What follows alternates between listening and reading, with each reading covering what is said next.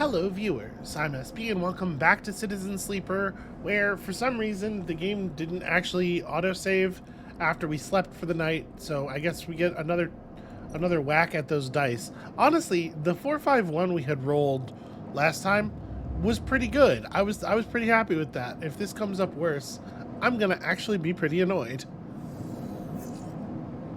252, this is worse. I am annoyed. I was right. So we have a lot to do here. With a 5, we can at least go and definitely gather some spores, so that we can bring spores across to the Ember Song.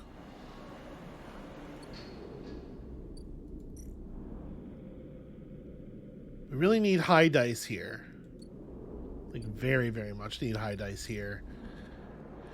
There's nothing left to do on the Pilgrim Seed. Yeah, I don't feel like we have strong use for a 2. This is definitely worse. And collecting spores with a 2 is going to get us... Let's not screw around here. We know that it's going to give us the negative option, because that's how it works. So I guess one thing we could do... We could throw this 5 at the Spire exploration to finish it, and then maybe, well, you know what? The 2 becomes a 4. It's risky.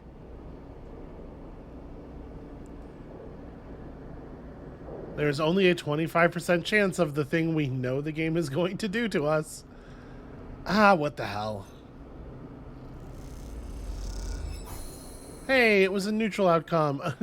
The neutral outcome was -1 energy. Come on now. So it didn't say negative, but we did receive consequences as though it were a negative outcome. Alright, so what have we found up here? We've got the access elevator, of course. And we've also discovered the hub, the station's main dock. Up here, there's no gravity, right? Because we're not on the rotating edge anymore. So even just moving around takes a while to get used to, let alone navigating the bays. So once again, just asking people what's around here seems to me to be the best way to figure things out. But before we even do that, now that we're up here and we have access to the systems, let's take a quick look at this node. We need a 4. God, the 451 would have been so much better. It's crazy how much better. All right, well, now we know. Question marks indeed. So yeah, I guess let's go get those spores. I do think that's a good thing to do. Do we have mushrooms for harvest as well?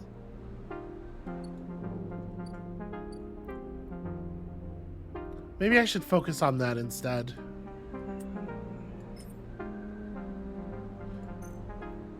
Yeah, I'm gonna do that. Okay, 2 rares. So we got Matsutake. Matsutake are not nearly as rare as the clubhead ones, but apparently the game considers them rare anyway. What do I want to do with this 2?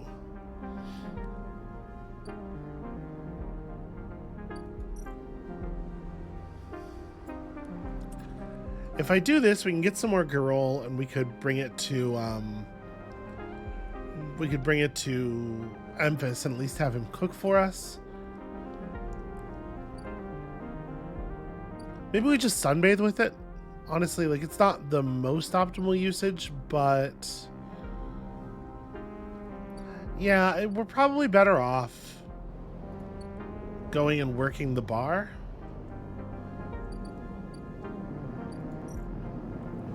Although the Bantian work is risky. We could end up getting a negative.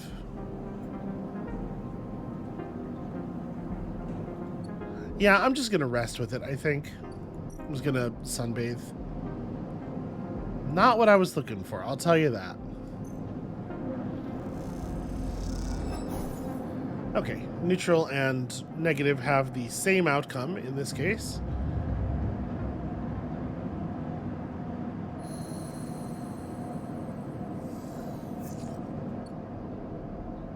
Five, 3, 3.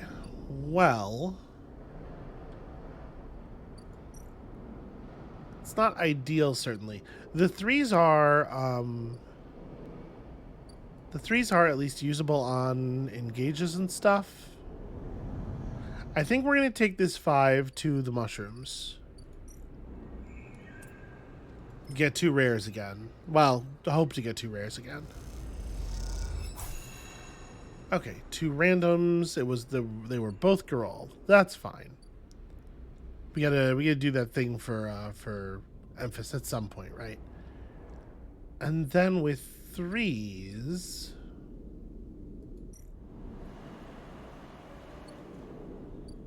I don't really want to go spore hunting. We are only +1 engineering, so I don't really want to roll these as 4s. Yeah, 3s are a little awkward. 3s, we really want to spend them on an engage of some kind. But unfortunately, we do not have a lot of engages available to us. Certainly not a lot of meaningful ones.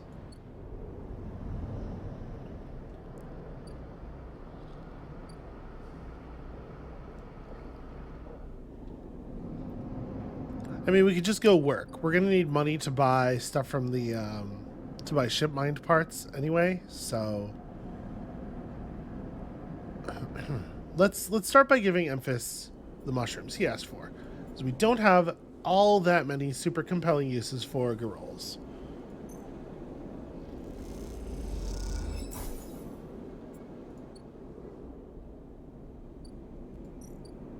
Nope, he is not going to feed us. He has to gather the rest of the ingredients. He was waiting on us, apparently. Well, all right. In that case, let's work a couple of shifts here. Push ourselves up to 5s. And if we don't get any energy off of that, we can try just cooking some of these matsutake caps. Okay, no luck there. The matsutake require a softer touch. You've learned to thinly slice and lightly fry them to keep their flavor. So how good are these?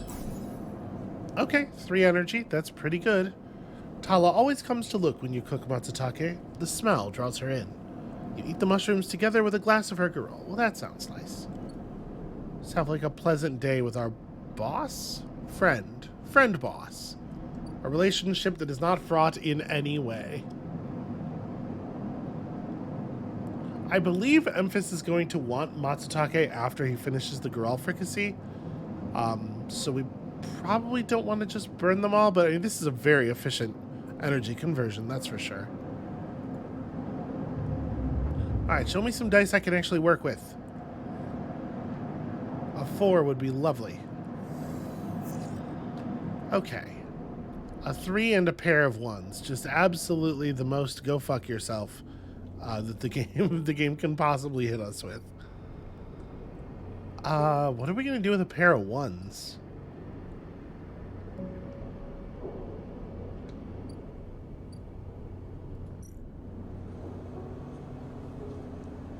I mean, we could turn these into risky 3s on collect tithes. I don't love that. Yeah, we kind of just don't have a good use for a 1 right now.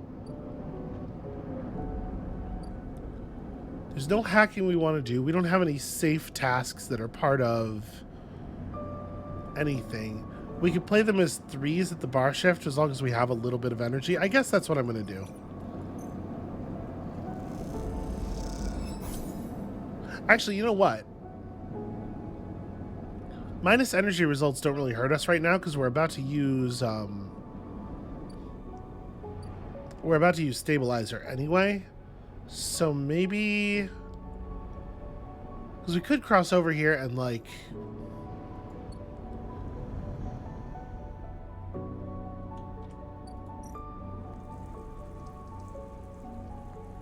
I don't know. I probably wouldn't want to throw the 1 at this, but like, it's probably safe enough to throw the 3 at it, right?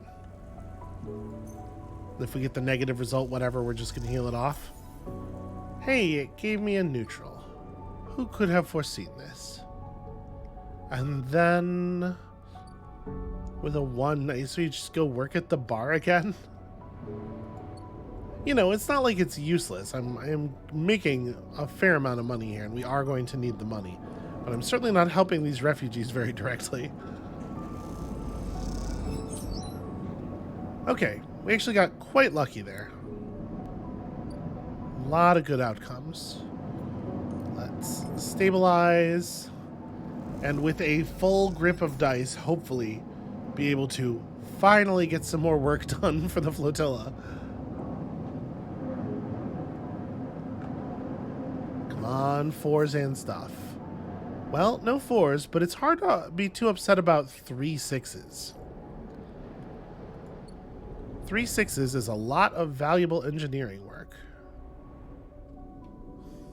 So I think I want to work here first, because it feels like there's more urgency, even though it's not like literally true. It feels like there's more urgency on the dust house situation. So we can make a pretty solid dent in the shielding here, and also, fingers crossed, maybe come away with a little bit of free scrap. Okay, no such luck, but we did almost finish that. So the next time we roll a 5 or a 6, we are clean on dust house shielding, which is good. Now, we would like another engage to throw this 3 at.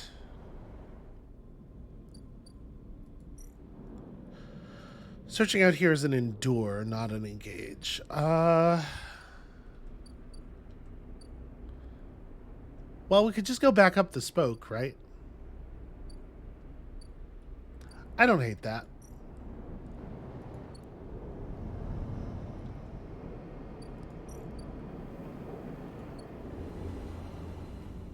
Going to just ask some spacers what's going on around here?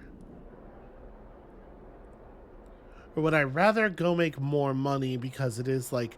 The thing is, I don't think the stuff that's going on in this area is actually going to be all that important to us. We just kind of needed to be able to see the systems. And we do still need money. We're going to have to buy ship mined parts, and we have to like make sure we have our next vial of stabilizer available to us, right? I might actually just throw... Yeah, I'm going to throw both of these at this. And we're going to start with the 5.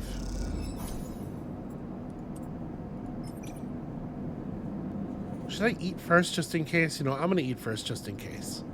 In case we get a minus energy, I don't want to lose condition while we're at 5 dice. Okay, and in fact, we gained energy. Good stuff. So that's enough money to do some decent work with. These guys are almost back.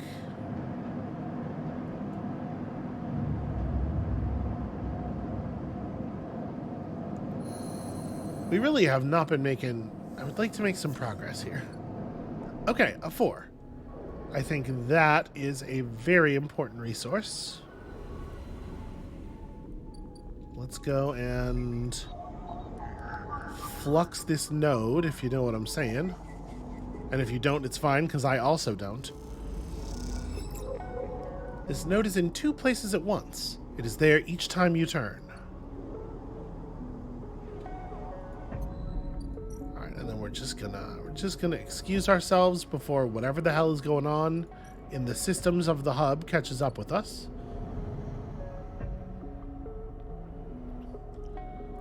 Let's throw one of these 5s in here. Finish reshielding the dust house.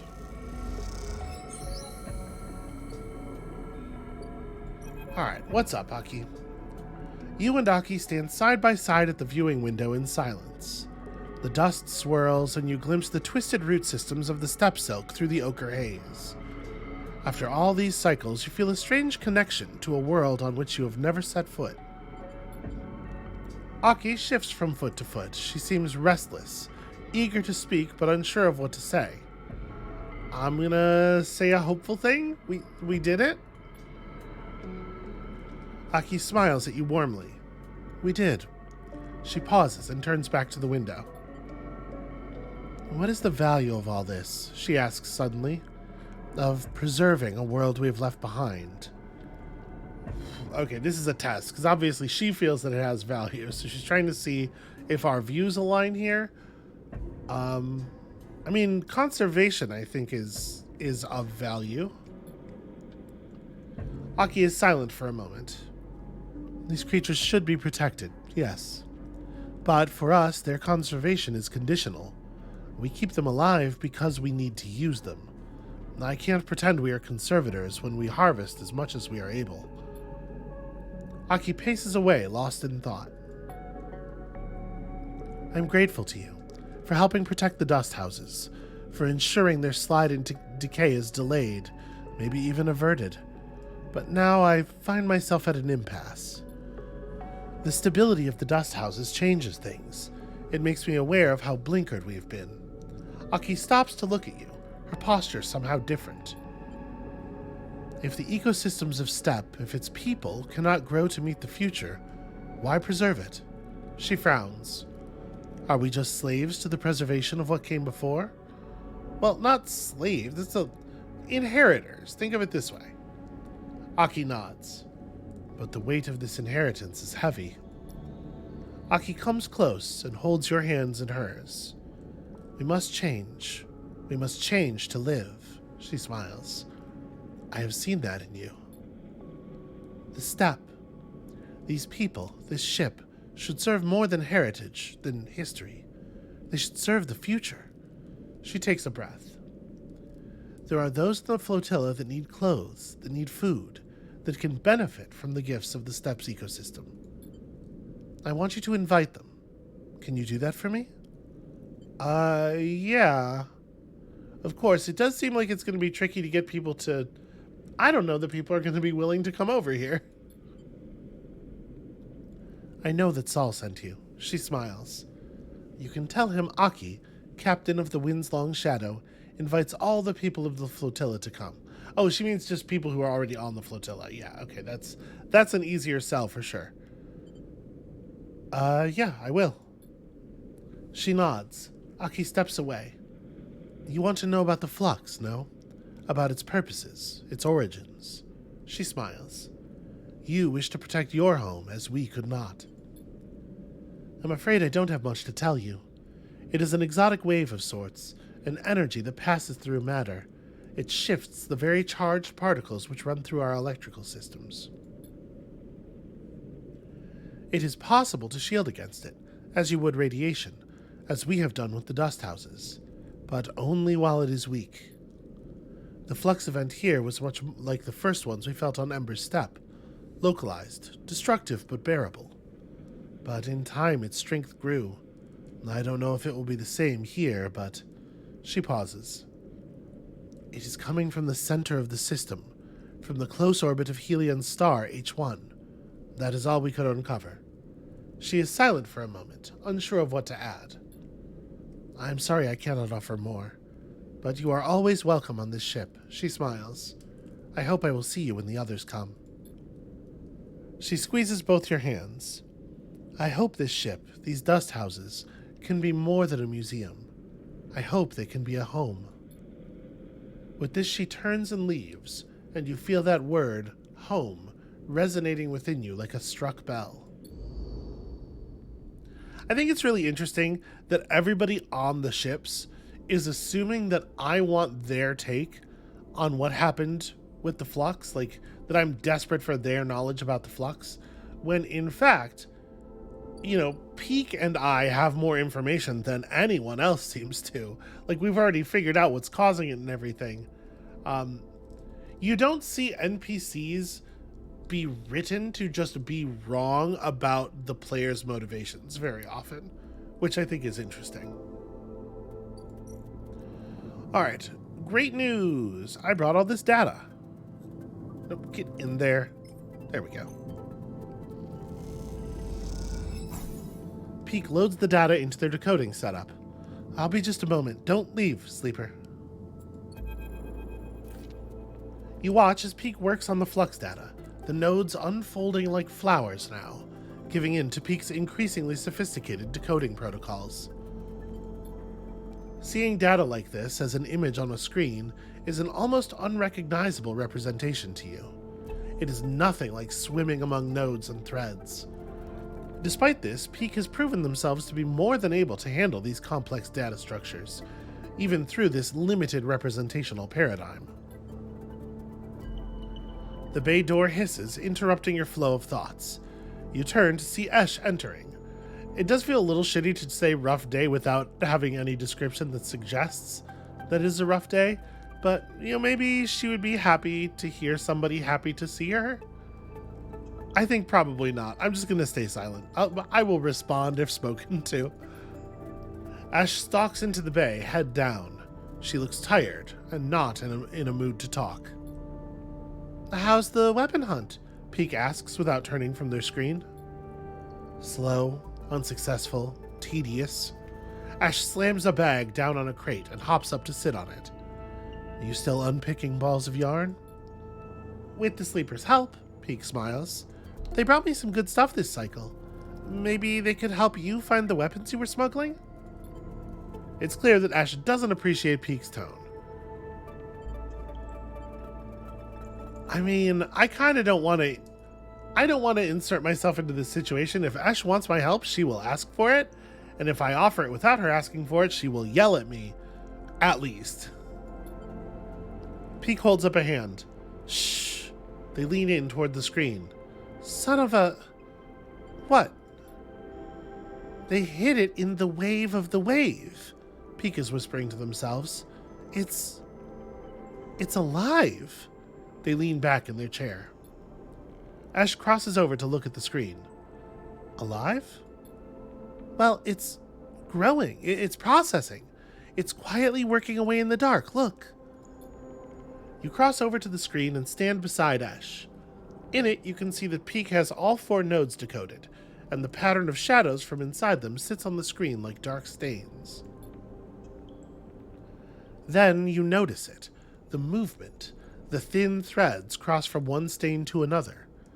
As you watch, you notice that the movement only ever happens in your peripheral vision, as if this thing, this shadow, knows that it is being watched. This is how the other flux nodes appeared. Peek rubs their eyes. They weren't fluxed by the wave, they were corrupted after the fact. This thing, this shadow that entered in the wake of the wave, it corrupted them. But it made the corruption look like the result of the flux.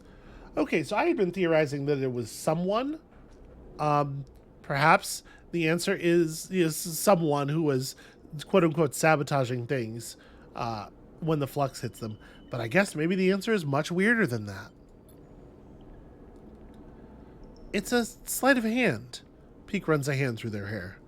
The flux wave is so massive, so complex, that it opens up the systems to be attacked. And as it reconfigures exposed systems, this shadow is broadcast implanted inside. The wave from the CAN channel. It's a brute force wave hitting every system in Helion. And once the systems are vulnerable, Peek looks pale. Their eyes reflect the screens. The flux isn't what's attacking the systems. It's just a siege weapon, a Trojan horse. Then this thing takes over. Peek sits back in their chair. And it's already on the eye. Wait. Ash rubs her forehead. You're telling me there's a CAN channel in this system? Shit. Peek is not listening. This is bad. We have to take this to someone. Peek looks desperately at you.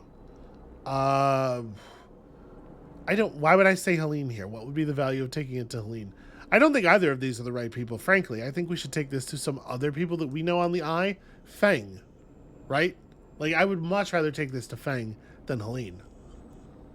I guess we'll say Saul? Right. The refugees need to know. Ash cuts in. Maybe they can protect themselves against it, lead an evacuation. An evacuation? Are you insane, Ash? Peek is desperate. A havenage of the station administrators, they need to know. The argument rages between them, and as you watch them shouting, you feel sick. After a while, they stop, running out of things to say. An unsettling silence descends on the bay. I need more time, Peak says quietly. I need to look at solutions, try to build a case, collate the evidence. We mess this up. They look down at their hands. Ash goes to speak, and then thinks better of it. Not a word, Sleeper. Peak meets your eye. Don't tell anyone until they're ready. They sigh. With the tension among the refugees, Saul won't be ready to hear this, and Helene and Havenage are still mired in some kind of crisis. We tell Havenage, they're likely to react badly, and if we tell Saul, I doubt he'll take it well either. If you can calm the situation in the flotilla, then we can choose. You are too twisted up in this, Peak, Ash says quietly. This is not our place. We don't know. Stop, Ash. Peak slumps in their chair. Stop. You leave them like that, exhausted and troubled, and head back out into the Pilgrim Seed. When you close your eyes, you think of those shadows, that movement at the edge of your vision. Something dark, growing in the station, like a parasite. You feel sick, your vision blurs. What comes next? You stop in a corridor and take a breath, putting a hand on a rumbling metal wall. For now, the eye keeps spinning. For now. Oh hey, we finally got an upgrade point.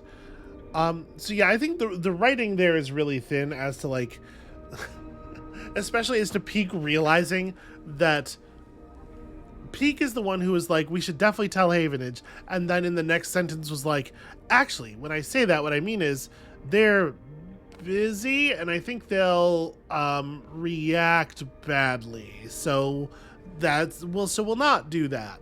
It's just, you know, they didn't even bother to come up with any kind of logic. It's just like, well, you're not going to have those interactions yet, so we have to come up with some reason. Alright, so we almost have this stuff together. I think we're going to do this ship mind first, and then fix up our friend afterward. So we can't really do anything else terribly useful for the Pilgrims for the moment. Well, we do absolutely still need spores, right?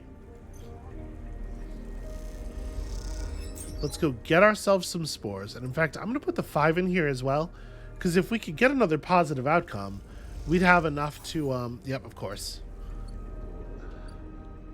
We would have enough to give them what they need and also to start the growth. Honestly, I think I'm going to start the growth again instead.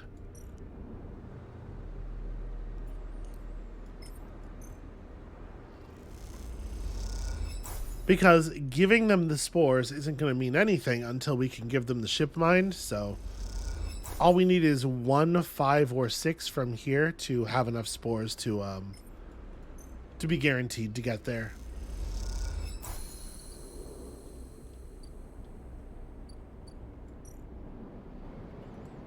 And then we'll just take our 2, I don't know, over to the bar maybe? This is almost available. Alright, let's stop in and say hi to Emphas. Emphas is preparing the Garol caps.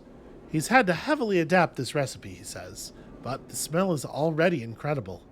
It emanates from a strange purplish-white bulb you've never seen before, and he's slicing it finely. He brushes and slices the mushrooms and then places them in the wok with the sliced bulb and the oil. They caramelize there in that well-worn crucible. He adds liquids, transparent and opaque, and then turns down the heat. A sprinkle of leaves is the final touch. We have a moment, Sleeper, he smiles. Do you have a story? Something in the scent of the food gives you a feeling of nostalgia, something distant and melancholic. It seems like the story should match that feeling somehow, and maybe you'll feel better for telling it. I kind of like the idea of leaning into someone else's story. You know, I like that idea of like the integration into a community that we feel so deeply. Like, it almost doesn't even feel like using someone else's thing. Like, this is a thing that has worked its way into me because it's part of people who are with me. And so it is now maybe not my story, but a story I know, and those things don't feel different to me because of the way that I think about community. You start by explaining what it was like to work alongside the other sleepers, or at least what you remember of it after your long trip through the void. You try to explain that the close proximity you lived and worked in didn't always engender the kind of closeness you might imagine, and that mostly each sleeper was just as lonely as another. You do remember one, however, an extractor who you ended up on an asteroid extraction detail with. Like most sleepers, they had few nascent memories left behind from the person they were emulated from. But these memories almost exclusively focused on a daughter they could never fully recall. All they had of her was a handful of half-eroded memories and emotions, both someone else's and also their own. You recall how one cycle that sleeper simply kicked off from the asteroid into the black, their propulsion units firing until they were empty. You tell Emphas how you watched them fade away and wink out, suddenly lost in the void. After that, you stare quietly for a long time, watching Emphas cook. Emphas finishes cooking and meets your eye. I'm sorry, Sleeper, for your troubles. He puts the wok to one side. I appreciate you sharing with me. I hope it lightens you a little. He passes you a bowl and heaps the girls into it, their yellow color mixing with the pale sauce in whirls and blooms. Here, eat. The dish is delicious, filling. It warms you as you eat in a way you weren't even sure your body could be warmed. It is a small mercy, you think, that SNARP left you this pleasure. Many of the features of frames are there to simulate human experience, you know that much. Emulated minds cannot be rewired, so their need for embodied experience must be met. That is why you breathe, even when you do not need air. Without that simulation, the sensation of drowning would be unbearable. Food serves another purpose. Your frame is able to metabolize it, to produce energy from the raw material. Vitamins and minerals are excess, of course, and your frame only needs raw power, so much is wasted. And yet, while you eat this food and feel that warmth, nothing feels wasted. It all means something to you. As you finish, Emphas takes the bowl, the last of his cleaning. He smiles at you, and neither of you feel the need to say anything more. Instead, you simply exchange nods and walk your separate ways back into the bright market, somehow changed. Emphas mentions an old recipe for matsutake broth. All he needs are 2 handfuls of caps, freshly sourced, of course. And yeah, we did gain 3 energy off of that, which is nice. You know what? I'm going to go ahead and throw this. Get me some cash. Okay. Amir 13 cryo. I'm going to buy the stabilizer. We should have it on hand, right? And then this is enough money to buy the 2 ship mind fragments that will become available. So here's hoping that we pull just work dice. Just dice that are actually useful for working this time.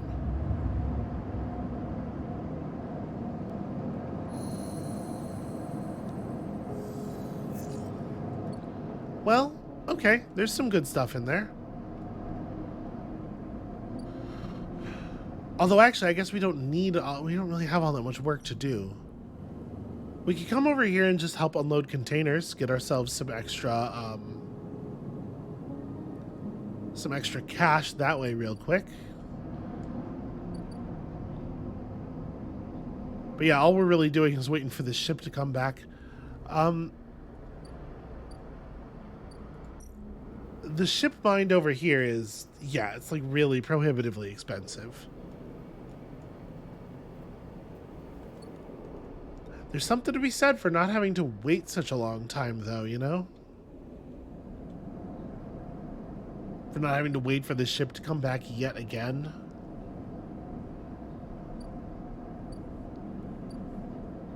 What else might we want to do?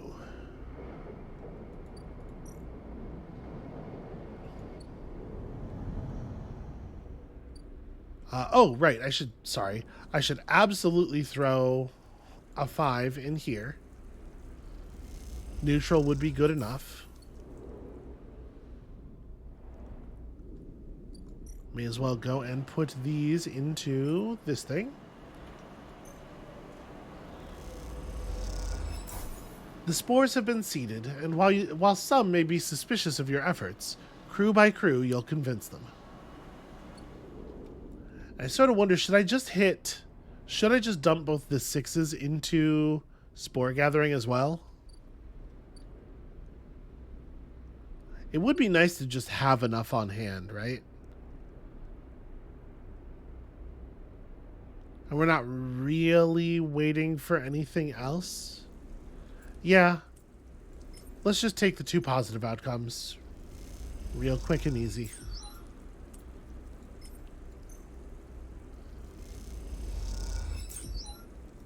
Alright, feeling pretty solid about that. And with that, I guess, yeah, let's go make some money. So this is an endure task, and it is dangerous. So running the 4 as a 5, we still might lose stuff. But we could run the 4 as a 6 here and definitely just make money. And even get lucky energy. Okay, wow, that was like spectacularly lucky.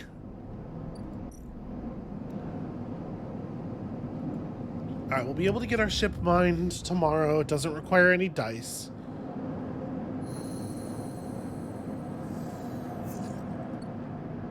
And hey, that's not a terrible set of outcomes there. So let's go ahead and purchase. Do I want to buy the next part, or do I want to try to save for buying the whole ship mined? You know what? Let's just go ahead and buy the next part, just in case. It's not that much money. And then we want to use the Ort Fabricator to salvage this thing. The Fabricator whirs and crackles as it assembles the ship mind. It opens to reveal a completed but heavily dented unit. Okay, that's probably fine though.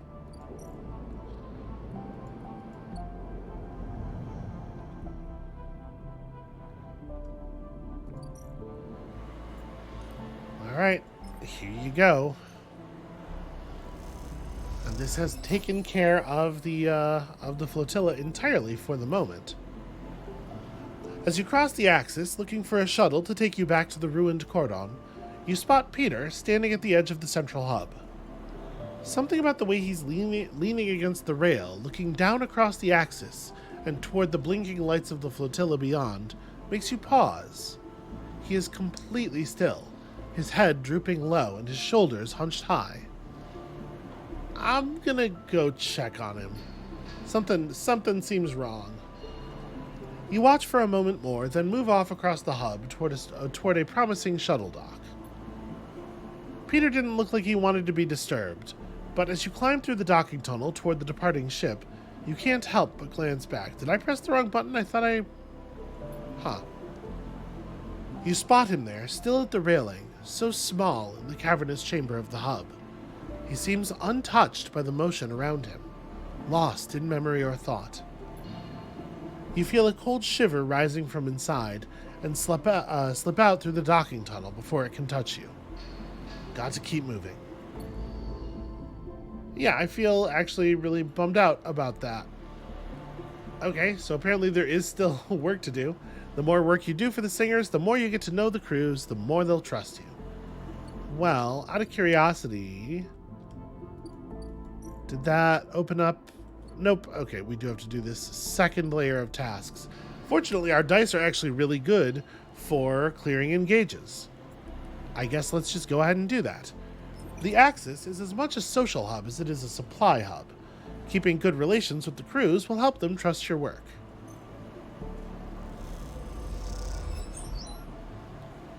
Wow, positive outcome is only +1 assistance. That's very harsh. What about on this one? The Axis houses an overflowing job board of engineering tasks requested by the crews. you can help out here. Okay, that's two bars at least. And I feel comfortable throwing our 4s at that as well.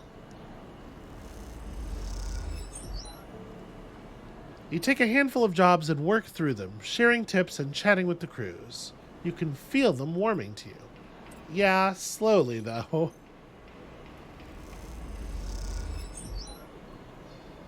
Okay, pretty good. We managed to get halfway through that in a single day.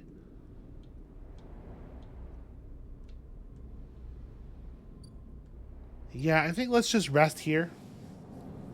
Let's see what we are lucky enough to pull on the morrow.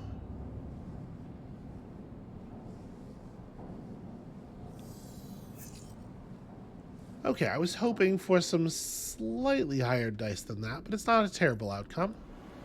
We can certainly do this at least.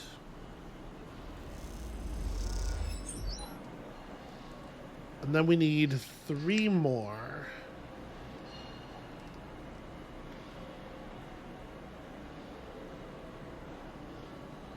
I mean, we should be able to. I'm gonna throw a 3 at this. Let's see what we get. I'm kind of curious what the neutral outcome is here. Okay, well, we don't get to see it. I think probably we'll just take these dice elsewhere. So, have a little bit of time left on the mushroom growth. We do have 2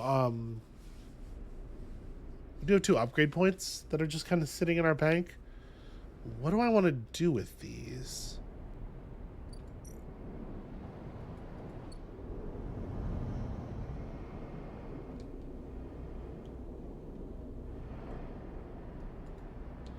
All right, let's take one of them down to make money.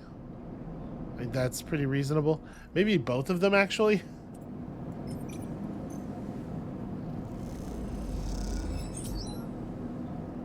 Earning energy that we can't even use. I should have done those in the other order. This is a silly way to do this. You sleepwalk through your shift, eye on the clock. You break a glass and the sound seems to reverberate inside your skull. Yeah, okay, not ideal, but we're still in pretty good shape here. We have enough money to buy another stabilizer already, which is what I was most concerned about.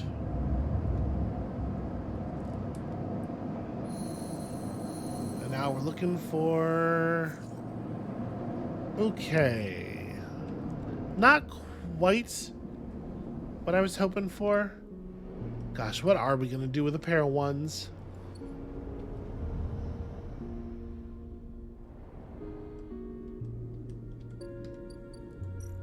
Alright, I'm going to throw a 4 into the engineering task, and we're just going to hope to get lucky? No, you know what? Let's cap this because of all the energy. And then we'll just finish it off with a die, right?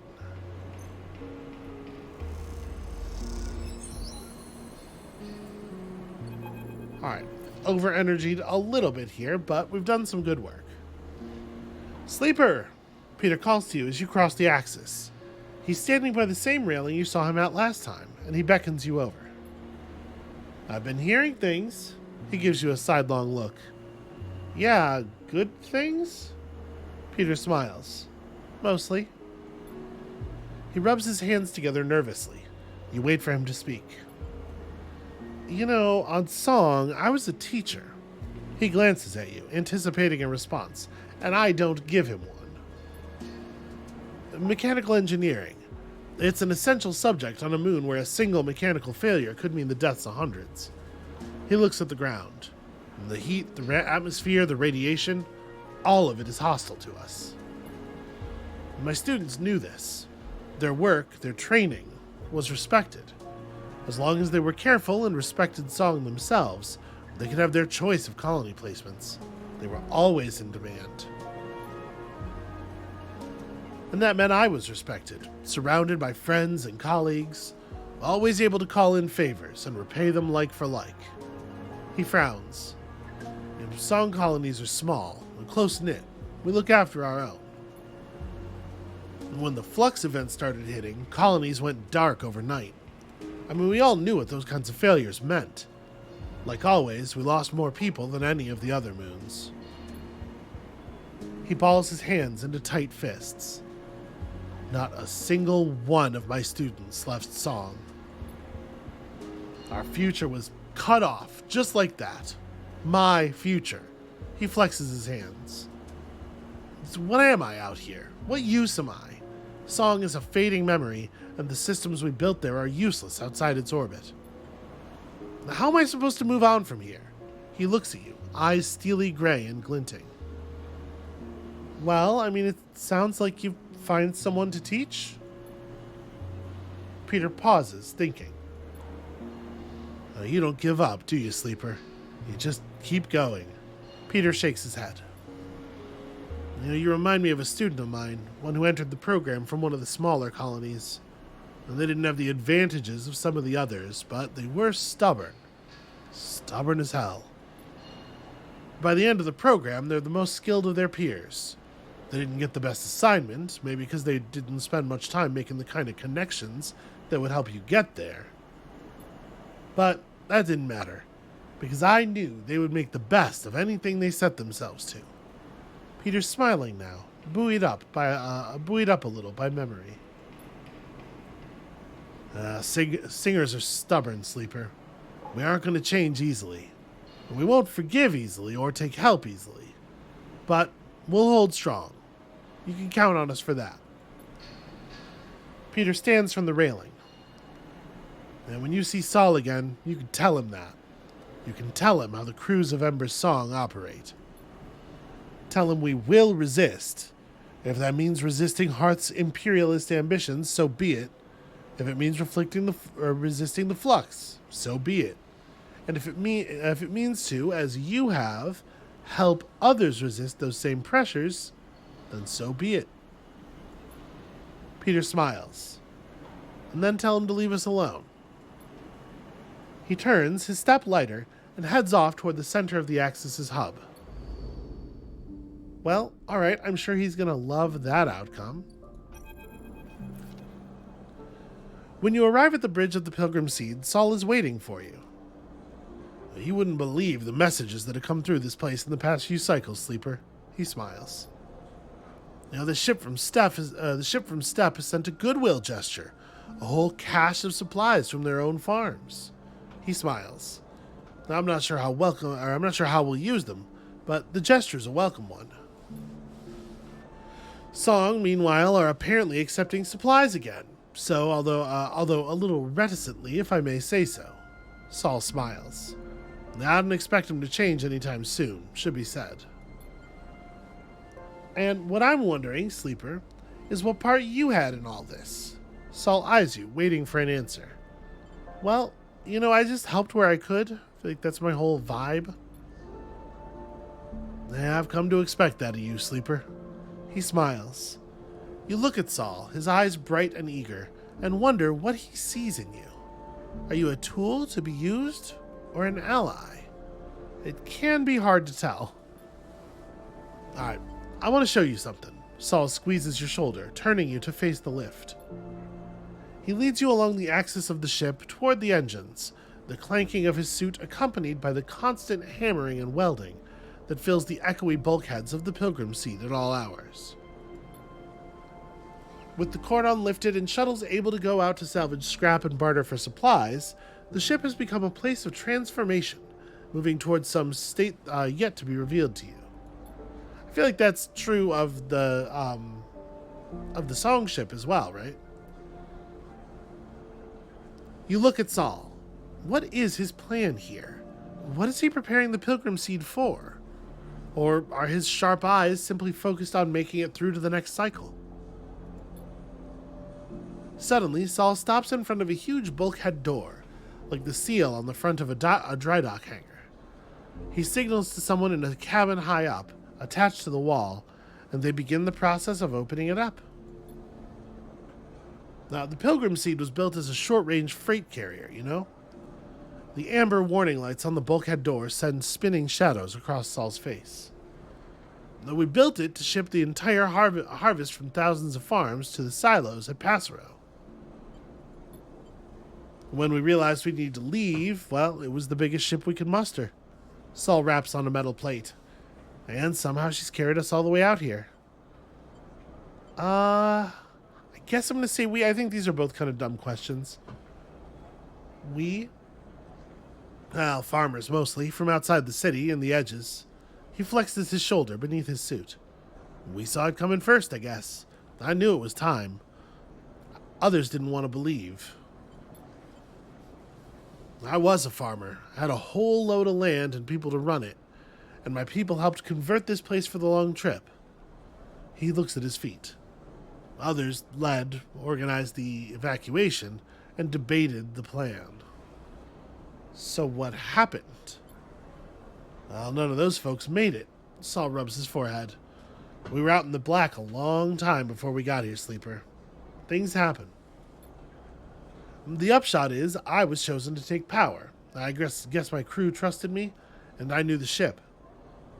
I argued, reminded them I'm no leader, and that I'm sick, but, well, when service chooses you. A loud klaxon sounds, indicating the bulkhead doors are ready to open. They groan as they slide back, the metal squeals echoing through the vast ship, bouncing off its hard-plated walls. At first, all you see is darkness. Then the lights go on in huge strips that stretch back and back as far as you can see. The space in front of you, a vast bay, bigger than any you have ever seen, is empty. Now, when we left Hearth, we didn't have the time or resources to convert the entire ship. Saul begins leading you into the massive space. So much of the freight space we sealed away, shut down. But now we have time, we have resources, we're stabilized here, at least for a moment. Yeah, it's funny, I was just thinking the same thing. Saul turns to you. Now is the time we make use of all this. What are you planning? What do you think happens next for the Eye, Sleeper? Saul sighs. The flux has already hit one part of the station, and from what I know, it'll hit again. On Hearth, we lost everything. There isn't much time, Sleeper, but there is enough time to do something. Think of the number of people we could fit on here.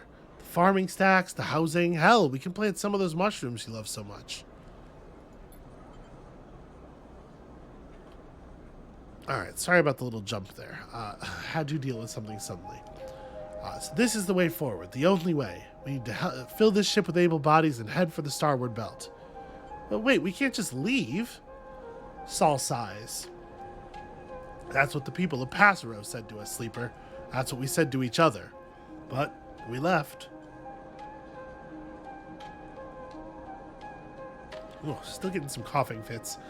I tell you, these COVID symptoms, they do have a way of sticking around, don't they? I want you to help me.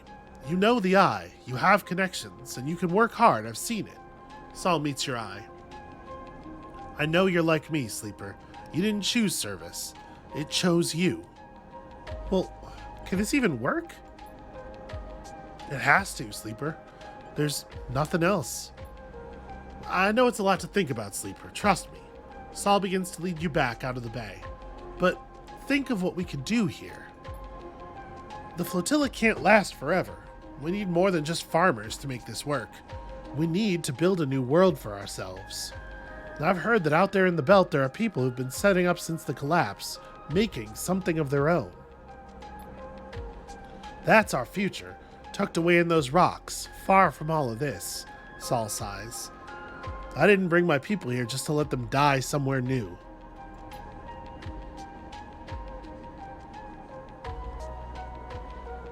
Saul crosses back over the threshold of the bay and signals for the operator to close it up. The door groans, and Saul waits for it to stop. Just think about it, Sleeper. Saul claps an arm on your back. But don't wait too long. This is happening. Soon. And he leaves you there, in the silence of this vast bay, your head spinning with the thought of leaving the Eye. It does seem like a hell of a move, doesn't it? So Peak is compiling their data on Flux to be presented to Saul or Helene. You get the sense they are dreading the choice. There's no universe in which we go to Helene. Right? Even if we wanted to give information to Havenage, I just don't feel like she's the right person. I cannot come up with a good reason to give it to her. So, I mean, I don't want to be harvesting mushrooms on ones. What do I want to be doing with some ones? These are just crummy. These are just crummy dice is the thing. So that's an Intuit check. We certainly could bump our Intuit, right? We could grab predictive reasoning and then the +1. It does feel like maybe we've been working with the mushrooms enough. I think it makes sense to buy this up. Like this is a natural direction for our character to grow in, I think.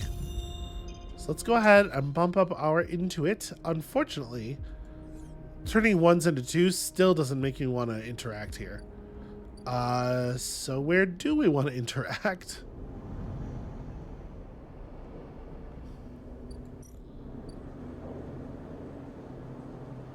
Predictive reasoning is giving us the positives and negatives. So obviously these 3s are pretty rough. I mean, so minus condition's really bad. Obviously minus condition sucks a ton.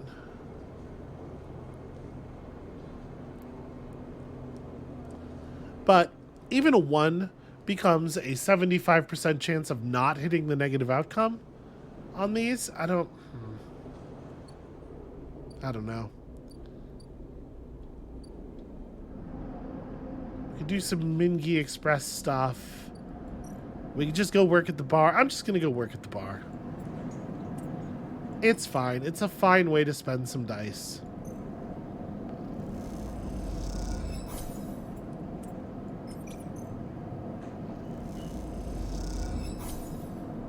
Alright, we managed to put together quite a lot of money here. Let's go ahead and just rest for now.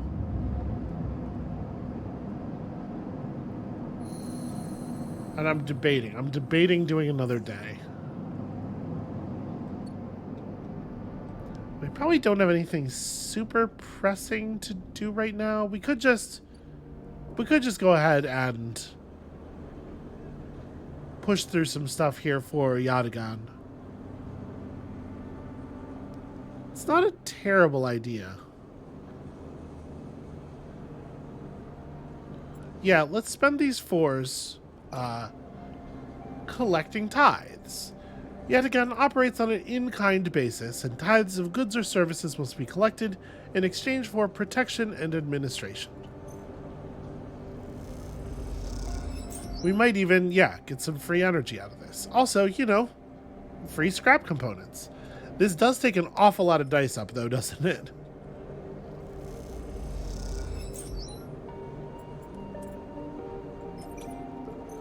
Alright, scrap is at least money of a sort.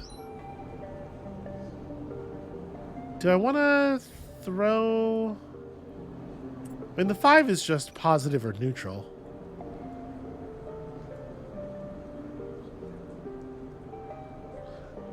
Yeah, you know what? I should maybe have thrown those 4s at the mushrooms, the mushroom collection. Whatever, it's fine. I don't feel like this is a bad way to spend a day. Neutral outcome is plus energy. Oh, what's this? Down in the low end, as you say your goodbyes to the other enforcers and walk back through the low end, a chirping catches your attention. In a quiet corridor, away from the main thoroughfares, someone has stuck a small recorder to the wall with suit sealant tape. Written across the fluorescent tape is one word: sleeper. You peel it away from the wall, and as you do, it triggers some kind of improvised trip switch. Sleeper, Sabine's voice crackles through. I've seen you with Yadigan members. Are they holding you captive now, too? A high whine. I'm sorry if they've dragged you into this. Do not trust them. Something is happening within the gang, some kind of power struggle. You cover the speaker a little, their voice too loud in the quiet corridor. It will come, or I will come soon. Thanks to your efforts, I've located most of their properties. But at the right time, a pause. I will see you soon. Don't give up. Remember our deal. The recording cuts out. You stare at the recorder, processing what you've just heard. Hearing Sabine's voice again opens something inside of you. An SNARP employee. Do they know that I know? You struggle with a mix of concern and distrust. No, I don't. Again, it doesn't mean anything to us that Sabine worked for SNARP at some point in the distant past. You throw the recorder into a nearby waste chute as you leave the corridor, still unsure who to trust, and head quietly out of the low end. You know, this is some version of making community, right? We're meeting people, we're establishing ourselves in the space. And yeah, I guess let's just rest. I'm going to once again do this thing where we use the stabilizer right as we would fall off of 3 dice. It seems very efficient. That is terrible. Those are terrible dice faces. Sleeper, Peak is waiting for you in the corridor, all the way down here, really. It's time. Peak looks pale and disheveled, with heavy marks under their eyes and strands of hair sticking to their face. Yeah, okay, I'm ready, I guess. Peak holds up a thumbnail-sized drive. All the data I've compiled on the Flux event, the effects of the wave, and the structures that hide within it, is on here. You look at the tiny drive, a casket of dark secrets. I've annotated it to the best of my ability. Anyone should be able to understand the threat and the potential in this. Peak sighs. It makes for grim reading. And without intervention, the Eye will suffer a cascading collapse of systems, just like the colonies of Ember's moons. Wait, intervention? Do we feel like we know a way to... Peak grimaces. That I'm still working on. Peak looks at the drive. This shadow in the flux, this protocol, it's so hard to pin down. It adapts to any countermeasure I've tried to deploy. It's like trying to hold water in a cage. It just slips straight through. Okay, but you gotta keep looking, right? Peak closes their hand around the drive. We need help, Sleeper. This is about everyone on this station. They sigh. We have to set up a meeting to tell someone who can do something about all this. Okay, I'm gonna stay silent here. Or perhaps, Peak adds thoughtfully, oh, maybe we've been thinking about this all wrong. Peak's eyes glint. Why make a choice when we can tell both of them? Why pick a side when the only side in this entire thing is one we all need to take? I mean, this is great. This is a great question. Peak speaks as they think, their words barely keeping pace with their thoughts. That is definitely what I was thinking as we were getting through this dialogue. It's just like, shouldn't we just like wideband broadcast this to the whole station? Shouldn't everybody get to know? It seems like a threat everybody needs to be aware of. We need to resist this together, or we'll fail. We need everyone on board, Sleeper. Peak smiles. That's the only way. We send the data to both. Yeah, both and also many other people. I agree. Peak smiles. Well, I'm glad you see it too. They look away. Another Flux event is coming. I'm sure of it. And I'm not sure we can survive without help. Peak opens their hand and holds the drive out for you to take. You need to do this, Sleeper. I can't. You know Saul, you know Helene, they trust you. To them, I'm just another spacer, but you are a part of this place. I do not know Helene in any meaningful way, and she certainly doesn't trust me. Hearing someone else say it hits you hard. You're a part of the Eye. Peak is right. But right now, that feels more like a weakness than a strength. I've set up a data relay at the cordon. It's neutral ground. Take the data and send it out to Havenage and the flotilla. Once they receive it, they'll come. We can be sure of that. We'll meet them there and take them through it all. No one could do a better job. They tuck a strand of hair behind their ear. Yeah, okay. I can handle this. Peak tentatively puts a hand on your shoulder. Thank you, Sleeper. I know this is hard, but we have to move forward. We can't keep this to ourselves anymore. They step back, looking thin and pale in the harsh station light. Come talk to me once it's done. And they slip away into the eye. Okay, I think that's probably a thing that we will be doing immediately upon our return. I do believe we are out of time for today, however. That is going to have to be it for us for now. Thank you all so much for watching.